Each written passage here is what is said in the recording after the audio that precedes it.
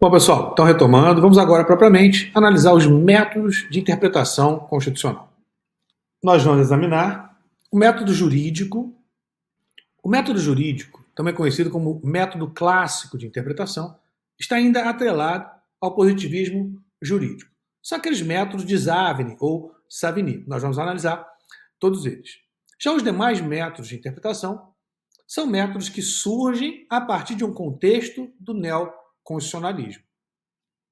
Vamos então estudar também o método científico e espiritual de Rudolf Schmenzi, o método tópico-problemático de Theodor Viveg ou Fiveg.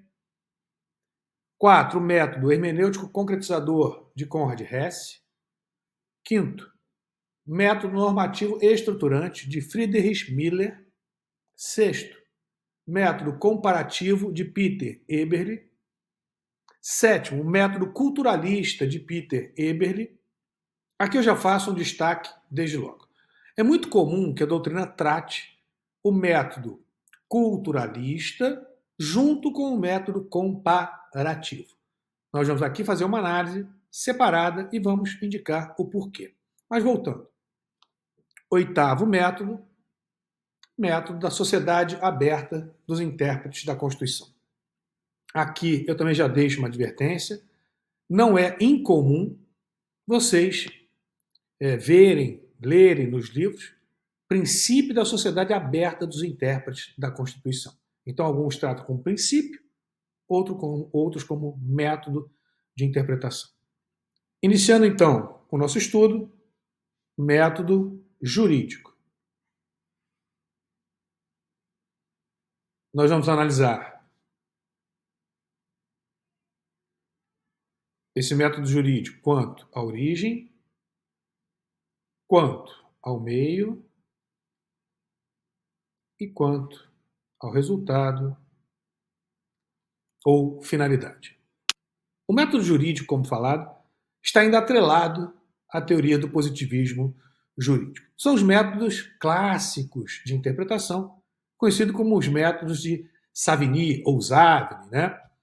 Vamos aqui analisar as 3 classificações, quanto à origem, quanto ao meio e quanto ao resultado. Quanto à origem, nós podemos destacar as seguintes técnicas de interpretação. Primeiro, interpretação autêntica. Interpretação autêntica é chamada também de interpretação legislativa, que é a interpretação promovida, efetivada, feita pelo próprio legislador. Em quais situações? O legislador, ao ditar uma norma jurídica, ele não apenas estabelece determinado conceito jurídico indeterminado, como ele também define o conceito. Ele estabelece o conceito e ele interpreta, define o alcance daquele conceito. Então, o próprio legislador, que cria a norma, interpreta a norma. Por isso chamado também de interpretação autêntica. Vocês conhecem essa interpretação autêntica, principalmente quando se fala lá no direito penal. Interpretação lá no direito penal, por exemplo, da expressão, do conceito de funcionário público. Pega o seu Código Penal, vá ao artigo 327 do Código Penal. Olha o que diz lá. Artigo 327 do Código Penal, considera-se funcionário público, para os efeitos penais, quem, embora transitoriamente ou sem remuneração, exerça cargo, emprego ou função pública. Veja só, quem é que está dizendo que funcionário público é isso que eu acabo de ler? Poder Judiciário? Doutrina? Ou o próprio legislador? O próprio legislador. Então nós temos aqui um exemplo de interpretação autêntica. Assim como falado, na interpretação autêntica, o próprio legislador, ele define um conceito, delimita uma expressão, exemplifica uma situação. Então, o próprio legislador é que, repito, define um conceito, delimita uma expressão, exemplifica uma situação. Vamos ver agora um exemplo dessa interpretação autêntica constitucional. Pega a Constituição, artigo 167 da Constituição, parágrafo 3º. Olha o que diz lá. 167, parágrafo 3º. A abertura de crédito extraordinário somente será admitida para atender às despesas imprevisíveis e urgentes. Então veja que imprevisibilidade, urgência são conceitos jurídicos indeterminados. Nós temos que interpretar para definir o que significa imprevisibilidade, o que significa urgência, para delimitar a expressão imprevisibilidade, urgência, ou exemplificar o que é urgência, dar um exemplo de situação imprevisível. Quem é que pode fazer isso? A doutrina, o Poder Judiciário, mas também o próprio legislador. E aqui é um exemplo. O próprio legislador, ele traz expressões indeterminadas que dependem de interpretação. E ele próprio, o legislador constitucional, já exemplifica situações que ele, legislador, entende como situações imprevisíveis e urgentes. Então, essas situações aqui que nós vamos ver indicadas são situações que caracterizam imprevisibilidade e urgência.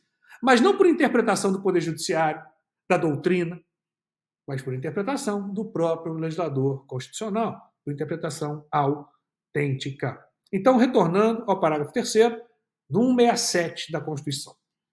A abertura de crédito extraordinário somente será admitida para atender às despesas imprevisíveis e urgentes, como as decorrentes de guerra, comoção interna ou calamidade pública.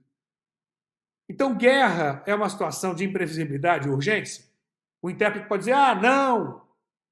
O Poder Judiciário pode dizer, penso que não. Mas o legislador constituinte disse, é uma situação que eu, legislador constituinte, entendo como uma situação de imprevisibilidade e urgência a justificar, por exemplo, a abertura de crédito extraordinário. Calamidade pública. Então, nós temos aqui um exemplo de interpretação autêntica.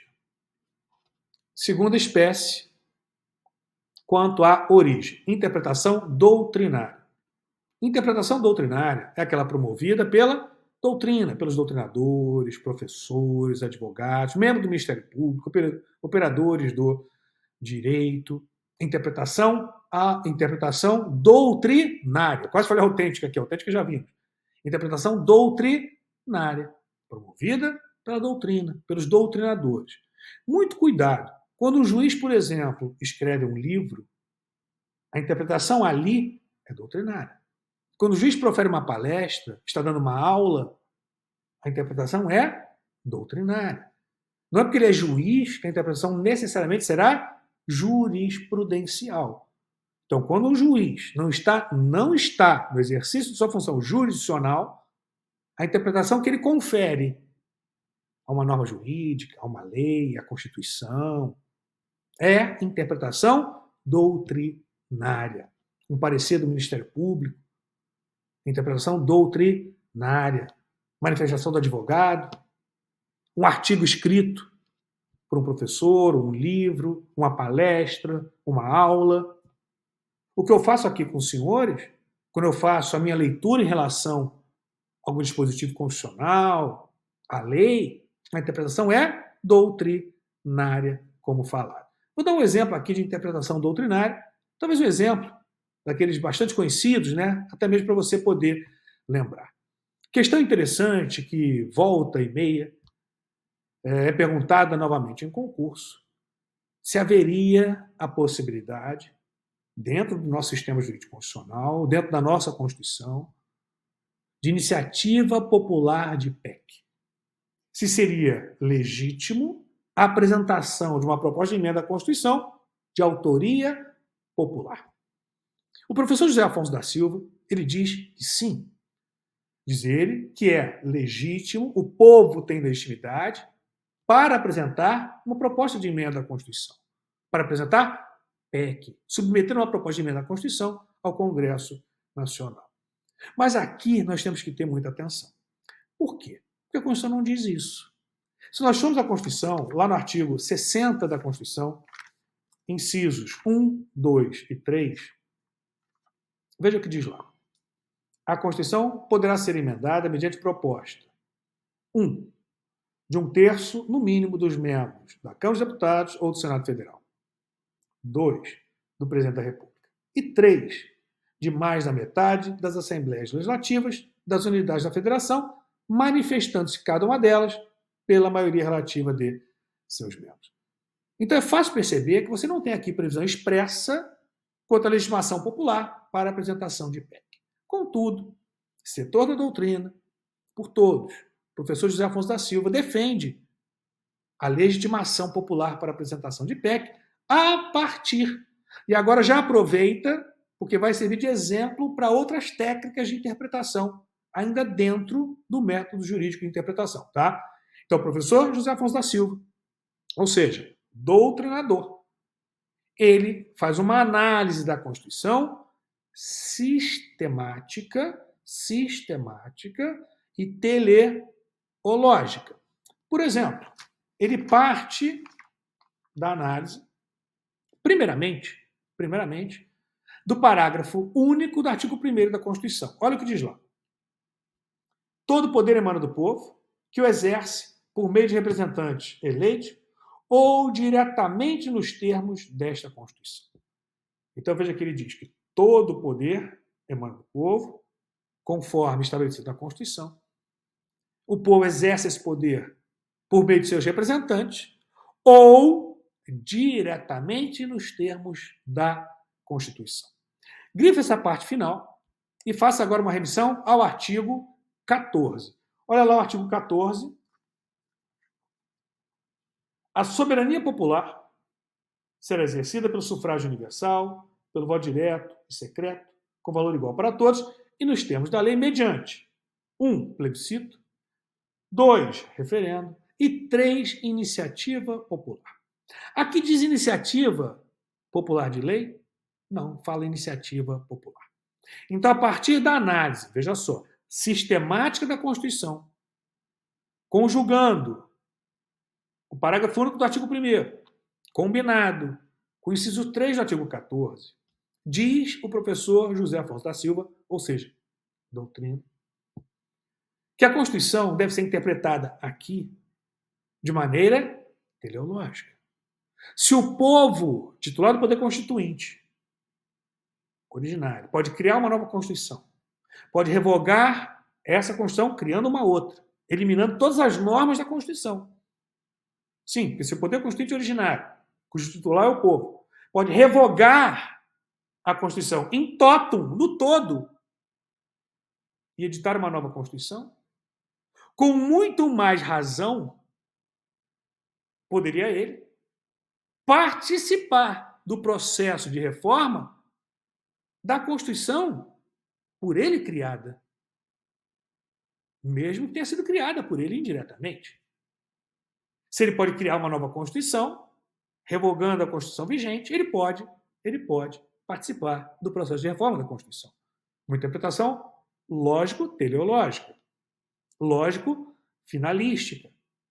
Assim sendo, mesmo não existindo previsão expressa, haveria legitimação popular implícita para a apresentação de PEC. Então, ele se utiliza para chegar a esse resultado interpretativo de um meio, de uma técnica de interpretação sistemática, lógico-teleológica. Então, a doutrina se vale para essa interpretação da técnica de interpretação sistemática e teleológica, chegando ao resultado ampliativo quanto aos legitimados para a apresentação de PEC. Por que eu fiz esse destaque? Porque nós estamos analisando ainda a origem, mas eu já destaquei aqui meios e fins. Meio e fim, portanto. Mas voltando ao método jurídico. Veja que nós estamos analisando quanto à origem, ou seja, quem promove a interpretação, a origem da interpretação. Então, vimos autêntica ou legislativa, segunda, doutrinária, terceira, jurisprudencial. Interpretação jurisprudencial é aquela efetivada, feita, promovida pelos magistrados, pelos juízes, no exercício de sua função jurisdicional. Então, quando um juiz, um tribunal, interpreta a Constituição, as leis, no exercício de sua função jurisdicional, nós temos a interpretação jurisprudencial. Veja, por exemplo, a súmula vinculante número 13. Diz lá, súmula vinculante número 13. A nomeação de cônjuge, companheiro ou parente em linha reta, colateral ou por afinidade até o terceiro grau, inclusive, da autoridade nomeante ou de servidor da mesma pessoa jurídica investido em cargo de direção, chefia ou assessoramento, para o exercício de cargo em comissão ou de confiança, ou ainda de função gratificada na administração pública direta e indireta, em qualquer dos poderes da União, dos Estados, DF e dos municípios, compreendido o ajuste mediante designações recíprocas, cruzadas, viola a Constituição Federal.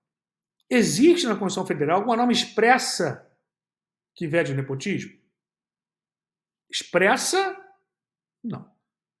Mas nesse caso, veja só, quanto à origem, a jurisprudência, ela vai se utilizar de algumas técnicas de interpretação para chegar a esse resultado interpretativo. Nesse caso agora que eu apresento a vocês, o intérprete, leia-se o Poder Judiciário, que editou a súmula vinculante número 13, ele se vale de uma interpretação sistemática e teleológica da Constituição, nós vamos mostrar quais dispositivos, chegando a um resultado interpretativo restritivo, que diminui o alcance do texto constitucional objeto de interpretação. Na leitura que nós fizemos anterior, no exemplo da interpretação doutrinária, nós vimos o doutrinador, ou seja, quanto à origem, José Afonso da Silva, se valendo quanto ao meio da interpretação sistemática e lógico-teleológica, chegou a um resultado expansivo, ampliativo, que ampliou o rol de legitimados da apresentação de PEC. Aqui, nós temos, quanto à origem, a jurisprudência. Quanto ao meio, a interpretação também sistemática e teleológica.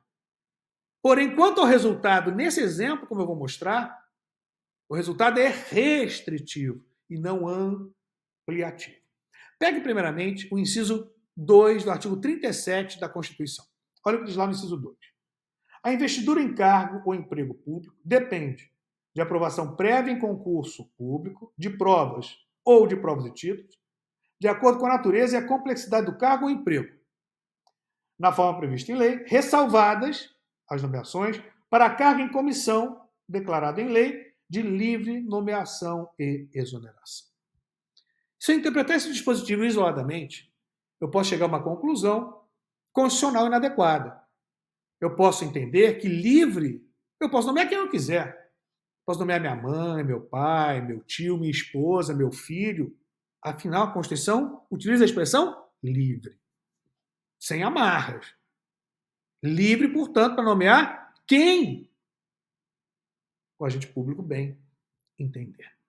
Mas não é assim que deve ser interpretada a Constituição. A Constituição não se interpreta em tiras, em fatias, a partir de dispositivos isolados. Não. A leitura constitucional mais adequada, ela parte de um exame sistemático. E se nós analisarmos agora o inciso 2 conjugado com o caput do artigo 37, nós vamos levar à interpretação um resultado diverso. Veja o 37 caput. A administração pública, direta e indireta, de qualquer dos poderes da União, dos Estados, DF e municípios, obedecerá os princípios de legalidade, impessoalidade, grife, moralidade, grife, publicidade e eficiência, grife. Se você for a súmula vinculante, número 13, você deve ter logo abaixo, normalmente tem, logo abaixo da súmula vinculante número 13, você tem lá, a minha tem, por exemplo, veja lá, vide artigo 37 caput da Constituição. Assim sendo, o 37 caput é que conduziu, direcionou a interpretação do próprio inciso 2 do artigo 37. Uma leitura sistemática e finalística. Por que finalística? Porque essa nomeação, que consta lá no inciso 2, ela deve respeitar qual fim? Moralidade, eficiência, impessoalidade. Logo, a conclusão é que não se pode nomear parentes, sob pena de se violar esses princípios constitucionais. O resultado agora interpretativo, o que ele fez em relação ao inciso 2, objeto de interpretação, inciso 2 do 37? Ele ampliou o alcance do inciso 2 ou ele diminuiu o alcance? Agora, quando você lê livre lá no inciso 2, você lê livre de uma forma mais ampla ou livre de uma forma mais restrita? Mais restrita. Então, o resultado aqui, nesse exemplo, resultado da interpretação foi restritivo. Lá no exemplo do José Afonso da Silva, ampliativo, extensivo. Aqui, restritivo. Por fim, quanto à origem, interpretação administrativa, ou, como dizem alguns, político-administrativa. Ocorre quando a interpretação ela é feita, efetivada, promovida por órgão de natureza político-administrativa. Exemplo aqui muito fácil. No nosso sistema jurídico, existe no nosso sistema jurídico controle político de constitucionalidade? Sua resposta é sim, existe. Por exemplo, controle político preventivo de constitucionalidade exercido pelo presidente da República, pelo chefe do Poder Executivo, no âmbito de um processo legislativo. Veja o artigo 66, parágrafo 1º da Constituição. Olha lá. 66. Se o presidente da República considerar o projeto do todo ou em parte inconstitucional, ele está interpretando, então. Está interpretando, analisando se aquele projeto submetido à sanção ou veto é compatível ou não com a Constituição. E essa interpretação é uma interpretação jurisprudencial? Não. Doutrinária? Não. Interpretação, nesse caso, é legislativa? Não. Ela é, portanto, político-administrativa. Muita atenção, tá? Pois alguns autores inserem a política administrativa dentro da doutrinária. Tá? Aqui, separadamente, até mesmo para que você possa visualizar de uma melhor forma, de uma melhor maneira. Analisamos a primeira classificação quanto à origem. Agora, quanto ao meio. Quanto ao meio, nós podemos falar em interpretação literal gramatical, interpretação histórica, interpretação sistemática e interpretação teleológica. Na interpretação literal gramatical, o intérprete não cria nada, ele não cria sentidos. Ele está preso àqueles sentidos literais, gramaticais, semânticos, possíveis a partir do texto objeto de interpretação. O intérprete recorre ao uso acadêmico da linguagem, ao uso linguístico, aos sentidos linguísticos. É uma forma de interpretação ligada ao textualismo do direito americano, ao formalismo do positivismo jurídico, ao legalismo do positivismo legalista. O intérprete ou ao intérprete não cabe criar nada, mas sim revelar aqueles sentidos linguísticos pré-existentes à própria atividade do intérprete. Vamos ver um exemplo desse tipo de interpretação literal ou gramatical? Pegue o parágrafo 3º do artigo 226 da Constituição. Diz lá: para efeito da proteção do Estado, é reconhecida a união estável entre o homem e a mulher como entidade familiar, devendo a lei facilitar sua conversão em casamento. Será que eu poderia, a partir dessa técnica de interpretação, interpretar esse dispositivo, chegando ao resultado de que o dispositivo alcança também aquelas relações entre pessoas do mesmo sexo? Entre homem e homem, mulher e mulher? Não. Não cabe essa leitura a partir da interpretação literal ou gramatical. A interpretação literal ou gramatical, ela tem sua função e é muito importante, principalmente como ponto de partida interpretativo, mas não como ponto de chegada. Essa interpretação, por exemplo, desse dispositivo do parágrafo 3º, nesse sentido literal, legalista, não levaria em conta, primeiro, a natureza do dispositivo, que estabelece um direito e não uma restrição a direito.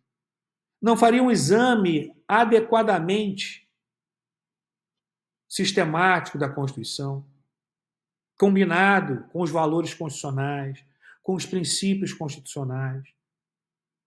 Não faria uma leitura teleológica tendo em conta a finalidade do Instituto, que não é restringir direitos, mas ampliar direitos. Então, a interpretação legalista, que nós chamamos aqui de literal, gramatical, ela tem sua função como ponto de partida, até mesmo como limitação a abusos do intérprete, mas nem sempre como ponto de chegada. Ela fica muito presa àquelas formalidades. E se assim fosse, para se interpretar a Constituição, para se interpretar o sistema jurídico, bastaria você pegar um dicionário, está com o dicionário ao lado, e você conseguiria interpretar qualquer norma constitucional e a Constituição. Mas nós sabemos, vocês sabem, que isso não é possível.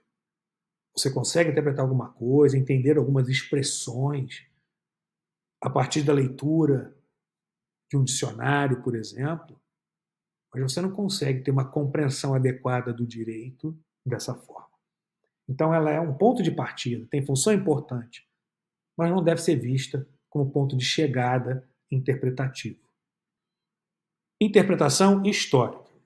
A interpretação histórica aqui, ela ainda está atrelada à própria ideia de neutralidade defendida pelo positivismo jurídico. Significa dizer que o intérprete deve fazer uma análise histórica objetiva de todo o processo evolutivo da norma, desde o momento de criação da norma até o processo de evolução e o momento presente em que a norma é interpretada.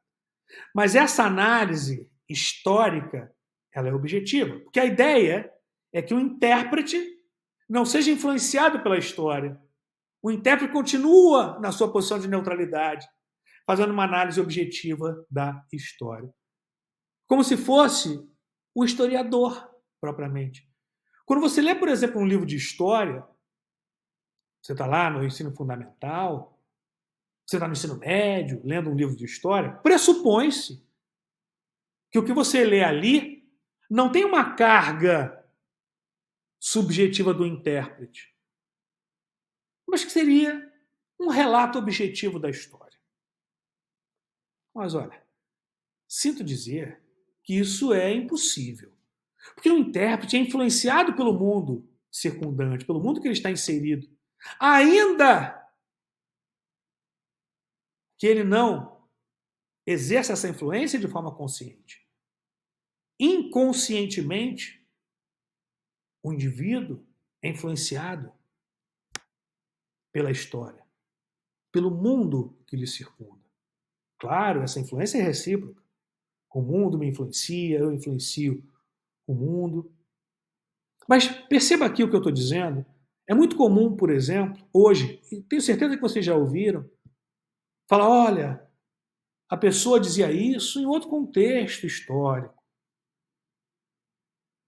Seu avô, sua avó, o que era dito na época deles não era a época histórica entendido como algo gravoso, ofensivo. Estamos fazendo um exame histórico aqui. Mas o problema dessa interpretação histórica é que ela defende que o intérprete está separado da história.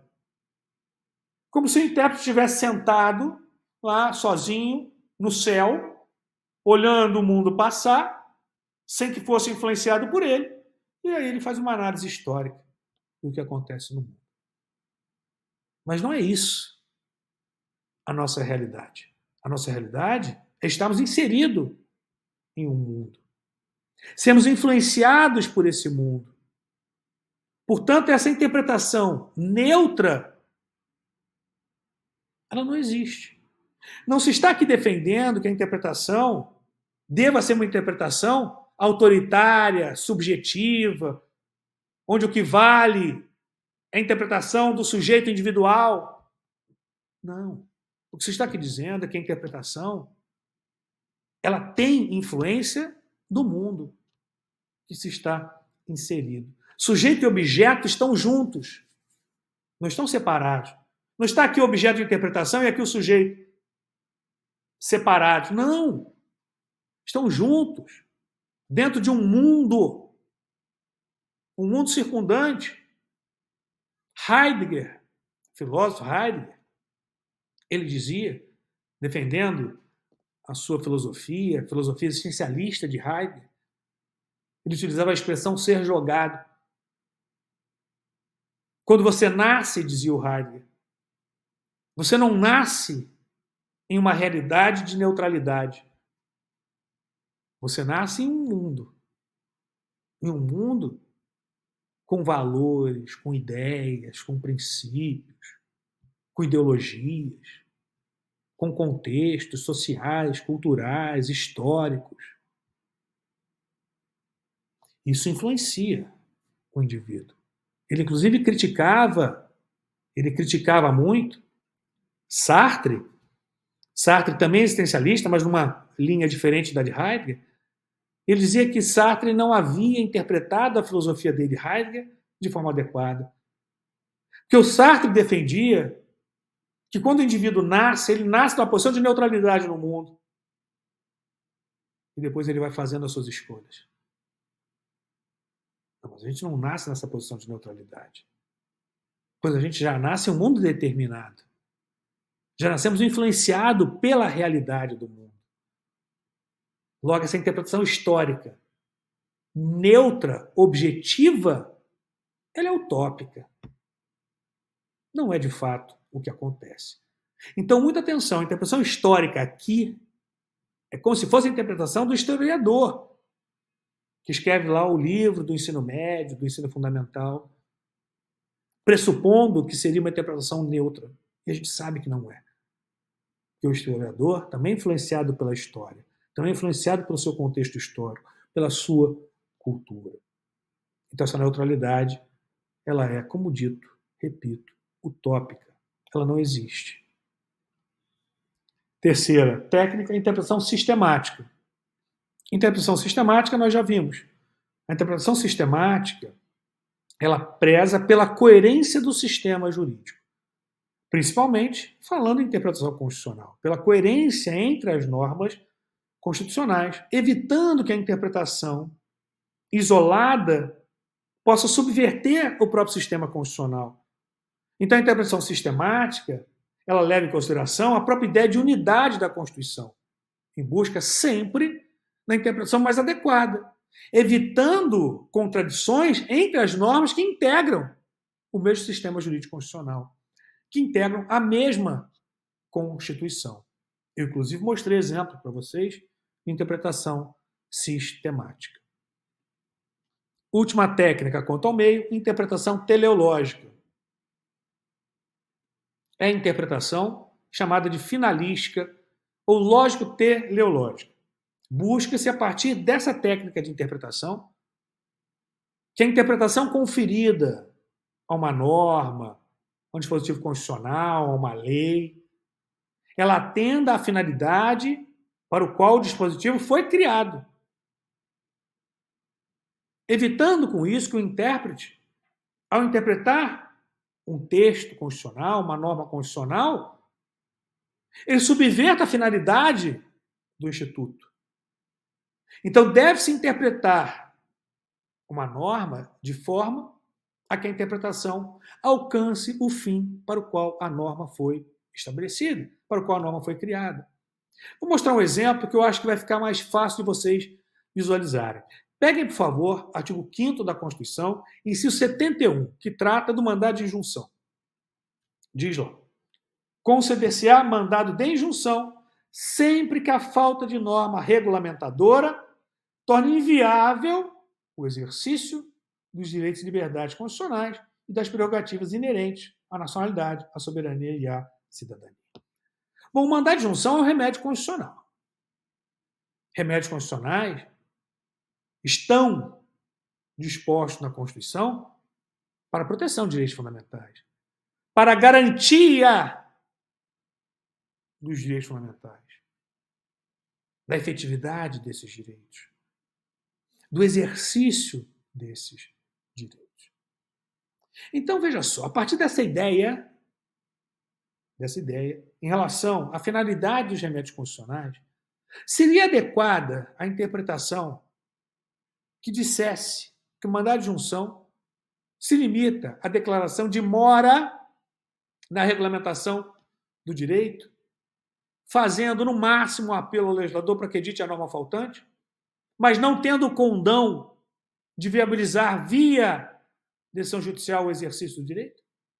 Será que essa interpretação é mais adequada para garantir a finalidade do Instituto, que é a garantia do direito em si, do seu exercício, da sua efetividade? Parece que não. Então, novamente, veja o dispositivo. Conceder-se a mandado de junção sempre que a falta de norma regulamentadora torne inviável o exercício dos direitos e liberdades constitucionais. Então, veja, se a ausência de norma regulamentadora torna inviável o exercício de direitos fundamentais, a injunção ela vai viabilizar o exercício de direitos fundamentais, para que atenda à finalidade do próprio Instituto. Senão não faz sentido. Não faz sentido que o mandado de junção seja utilizado apenas para declaração de mora.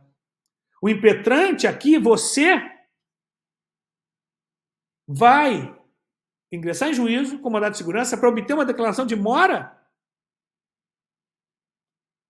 Qual a vantagem para você? Nenhuma. O que você quer é exercer o direito. Então, quando você entra com mandado de junção, impetra o mandado de junção, o que você quer é garantir o exercício do direito enquanto não é editada a norma regulamentadora. Essa é a interpretação, pelo menos penso eu, pensa também o STF, a interpretação mais adequada. Que o mandado de junção não se limita a garantir, não se limita à declaração de mora, que inviabiliza o exercício do direito, mas sim a garantir o exercício daquele direito. Vimos, então, interpretação quanto ao meio. Agora, quanto ao resultado. Podemos falar em interpretação declaratória, interpretação restritiva, interpretação extensiva ou ampliativa. Na interpretação declaratória, o intérprete não vai além e não fica aquém dos sentidos linguísticos do texto objeto de interpretação. Significa que na interpretação declaratória, no resultado interpretativo declaratório, você tem a perfeita correspondência entre o meio literal ou gramatical e o resultado da interpretação. Então você tem aqui a perfeita adequação entre o meio literal gramatical que leva ao resultado declaratório. Não vai além e não fica aquém. A interpretação, ela revela aqueles sentidos linguísticos possíveis do texto objeto de interpretação, não ampliando, tampouco restringindo o seu alcance. Já a interpretação restritiva, o intérprete, via interpretação, ele reduz o alcance do texto, do dispositivo, objeto de interpretação. Nós vimos exemplo. Interpretação do inciso 2 do artigo 37 da Constituição, que foi uma interpretação restritiva, restringiu o alcance do inciso 2, restringiu o alcance da livre nomeação e exoneração, como nós vimos na súmula vinculante número 13, que é resultado de uma interpretação que é, como resultado interpretativo, restritiva. Por fim, interpretação ampliativa. Na interpretação ampliativa, o intérprete vai além, amplia o alcance do texto, do dispositivo constitucional objeto de interpretação. Vamos aqui ver um exemplo. Pega o artigo 5º da Constituição, caput. Veja o que diz. Todos são iguais perante a lei, sem distinção de qualquer natureza, garantindo-se aos brasileiros e aos estrangeiros residentes no país a inviolabilidade do direito à vida, à liberdade, à igualdade, à segurança e à propriedade. Pergunto aos senhores, os direitos e garantias fundamentais aplicam-se apenas aos brasileiros, nato, naturalizado, e aos estrangeiros residentes no país? Então, por exemplo, um turista em trânsito no país não faz jus a direito fundamental? Um apátrida não faz jus a direito fundamental? Então eu posso matar um apátrida? Eu posso subtrair os bens de um turista? Ele não tem direito à propriedade? Óbvio que não. A resposta é negativa. Então a Constituição disse menos do que deveria. O intérprete, seja ele doutrina, jurisprudência, ele amplia o alcance do texto objeto de interpretação. Nesse caso, se faz uma análise teleológica e finalística para chegar a esse resultado ampliativo. O que se quer dizer, lá no artigo 5º caput, é que a Constituição, o Estado brasileiro, só podem garantir os direitos aqui estabelecidos se o indivíduo for residente no país. Se ele não residir aqui, não há como o Estado brasileiro garantir esse direito. Logo, o indivíduo turista tem que estar aqui, não necessariamente residente, mas tem que estar aqui, para que ele possa defender direitos estabelecidos na Constituição Federal. A Constituição, portanto, não quer excluir dos estrangeiros não residentes direitos fundamentais. Ela não quer excluir, por exemplo, do turista o direito à vida, o direito à propriedade.